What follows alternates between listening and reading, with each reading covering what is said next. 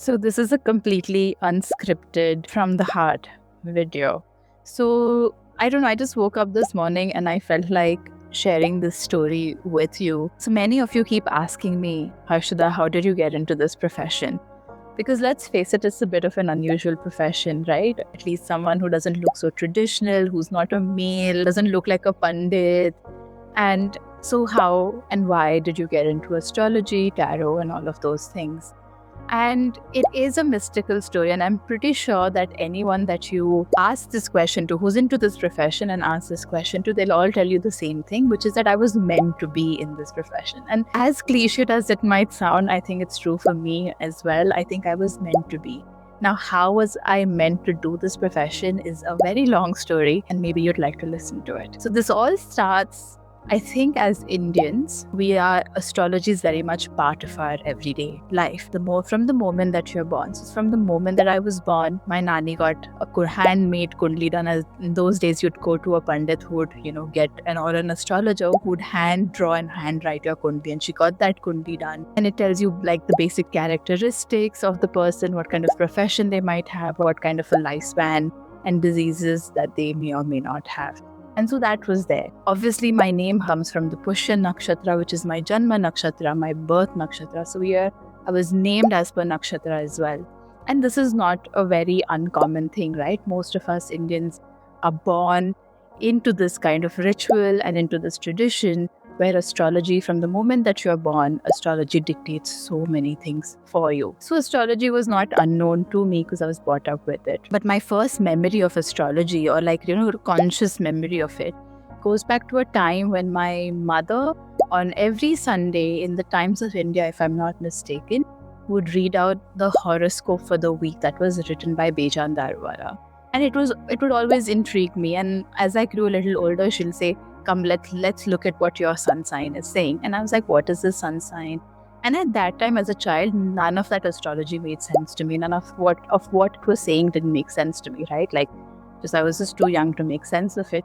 But that was kind of like a ritual, right? And it continues to be a ritual for many of you to read the horoscope monthly, weekly, in the papers and all of that. And then fast forward to 2010, I'm in college in the UK, and 2011 summer, I am in India visiting home, Bombay, and I have this internship at an advertising firm, and I'm staying with my Masi, right? She now has been into tarot crystals, in the early 2000s, when it was still not very popular and very unknown, and especially unknown here. And she used to have this office and she would practice there, and people would come to her for counseling and all of these things.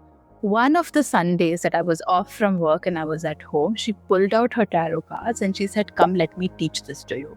And so she started to teach it to me over a couple of weekends, the stories of the minor arcanas, what they mean when they're upright and all of those things. And very diligently, I learned it as well, really not knowing where this was going to go. I visit crosswords quite a lot. And the thing that came to my hand was a book by a Buddhist monk, Thich Nhat Hanh, who I knew nothing about. And the book was called Prayer. And that was kind of my introduction to Zen Buddhism in a way.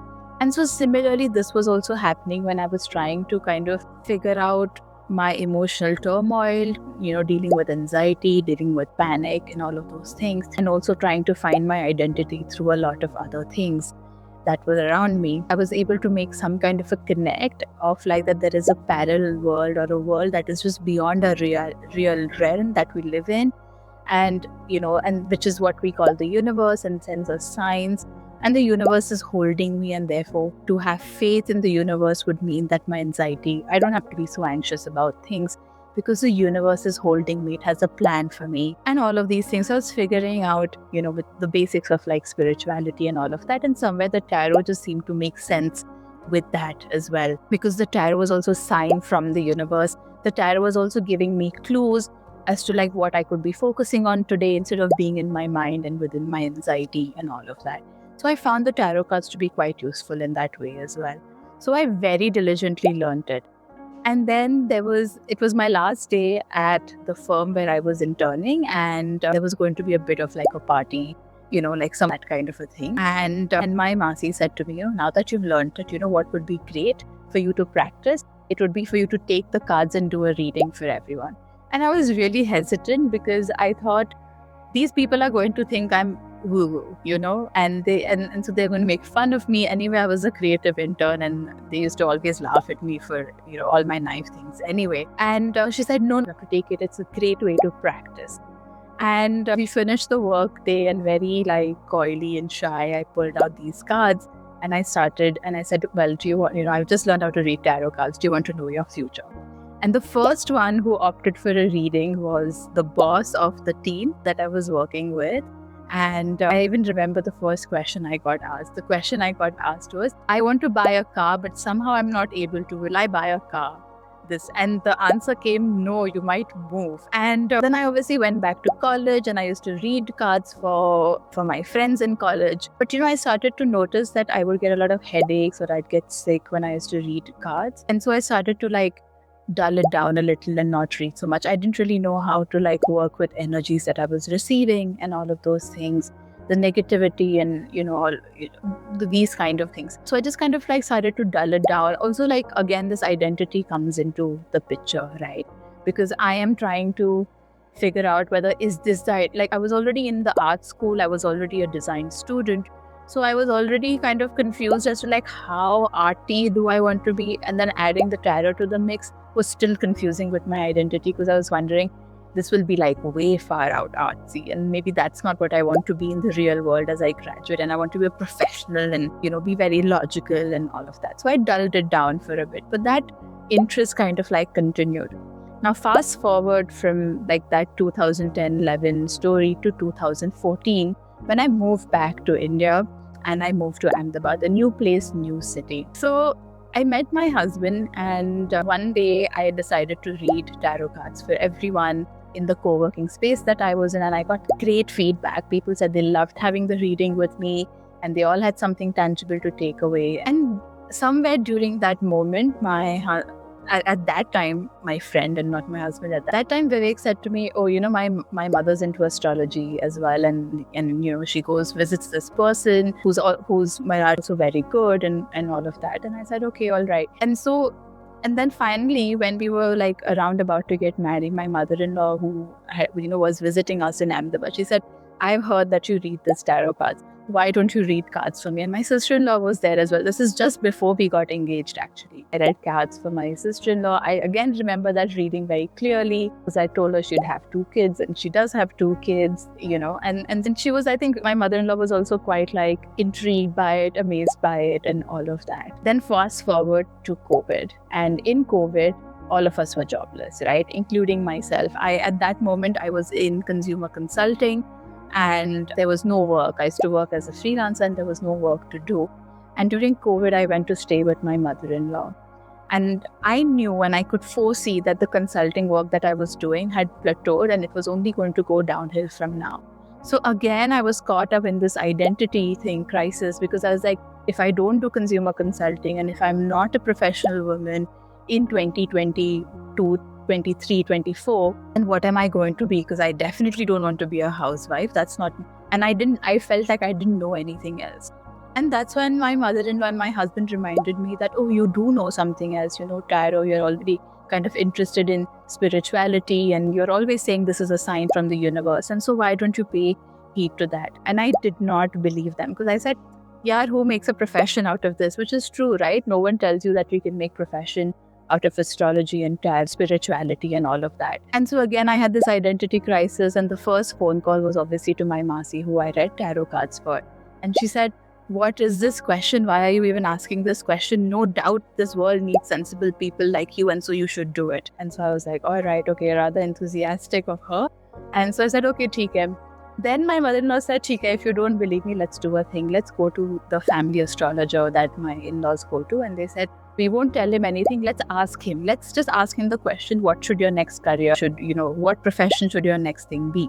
I said, okay. So one evening we go and we meet him, and he's going through my kundli, and he's doing all of this and not saying anything. And I'm sitting there with anticipation. And then he said, kuch, and I'd already tried teaching. in a few colleges in Ahmedabad, and it was just not like cutting it for me. And so very disappointedly, I said, okay, theek hai, I'll put more effort towards it. And mind you, he did not know that I read cards or anything like that. And then finally, like, Vivek just got really impatient and he said, she reads tarot cards. And he just like lit up at that moment. And so that is how kind of, and then he could see that I was still a little like reluctant about getting this into this full time. So he said to me, okay, theek hai, you read my cards first, or that is how you will start. So he found a muhurat on the day that I was supposed to start this. And so I read cards for him, gave me his blessings. And then I decided to make my first Instagram post ever, which was October horoscope, the month of October horoscope.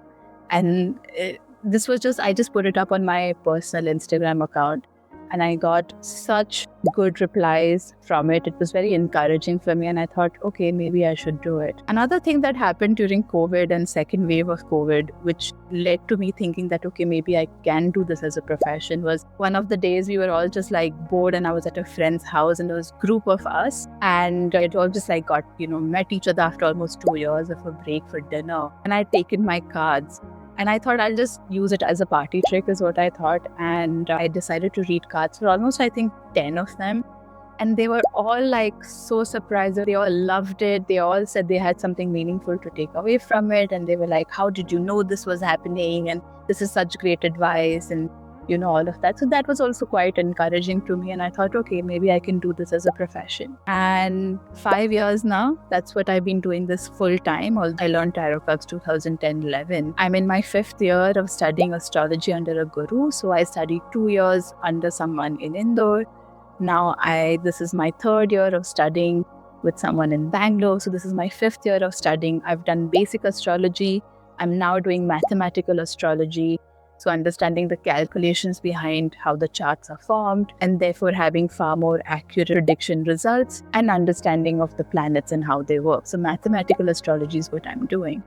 And I'm hoping that I finish around February 2027 and I get the blessings of my guru and I can start practicing astrology as well. So this is the long story of how I got into practicing this and how I went into doing this full time. And so I really thought that the universe kind of conspired and made me do it, because if it wasn't in my home, I don't think I would have really had that encouragement or that kind of different thinking to say that I could do this and I was meant to do this. And just a lot of gratitude to everyone out there who connect with me, who talk to me, because it's always very encouraging.